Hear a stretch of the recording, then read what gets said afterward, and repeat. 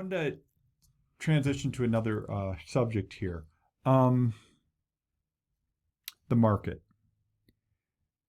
I want to ask you guys, I mean, you guys know I look at this all the time, but you guys are the feet on the street. So Corey, I mean, how does it feel out there? I mean, is it frantic? Is it like boots on the ground? It's amazing when you drive up to the house and see 6 realtor cars with all these kids coming out and everybody's going in and out, in and out, in and out. It's a lot of business cards. Don't tell the governor. Okay. I won't. But no, I mean, it is. It's kind of a frenzy sometime when that first day on market. And we are wearing masks, so you know. I know. Yes, we know. So what do you think, Melissa? I mean, what are, again, from out on the street, what are you hearing, seeing, feeling? I think Chase on our team said it the other day. It's not days on market, it's minutes on market. And when I call another realtor to say, hey, before it was like, do you have any offers? And now it's how many offers every time. And so that's. Yeah. I was hoping that we would see some more homes come on the market this week.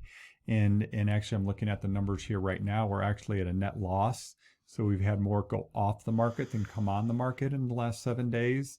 And I don't see any let up on this.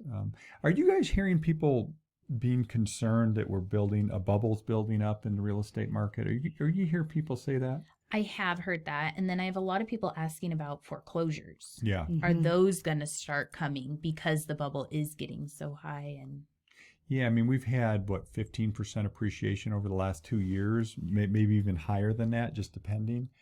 Depends on whose numbers you look at. I mean, some of them say about 10% in the last year. Some of them say 13% in the last year.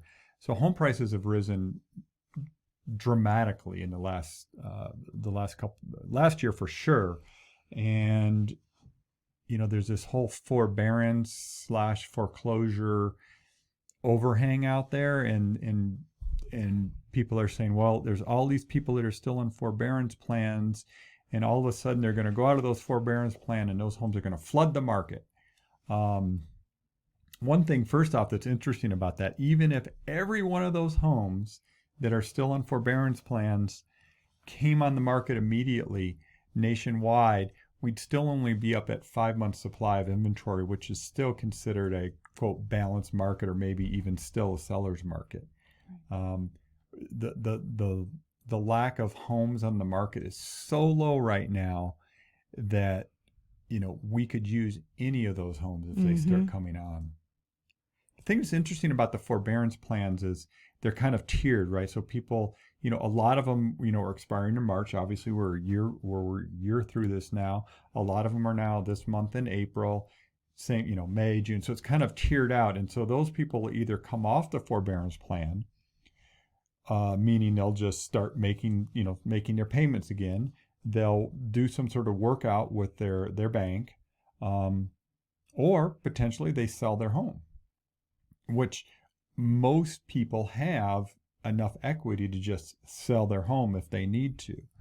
And again, that's not going to be this flood of homes, fire sale, drastically reducing prices. No, these are people who will sell that are equity sales where they're selling it for enough to pay off, their debt and, move on to the next property. And that brings up a good question or point I want to make is that if you're out there and you're listening and you know somebody that might be, in that situation, you should reach out to us and let's talk about, have a private conversation about the different options that you may have, right, Melissa? Because you can sit down with them. Go ahead, say what you were going to say. Sorry. No, we can make it very easy with our instant offer programs. Yep. We can put it on the market and then just have it sold by a Sunday potentially. So It really could be just painless as possible.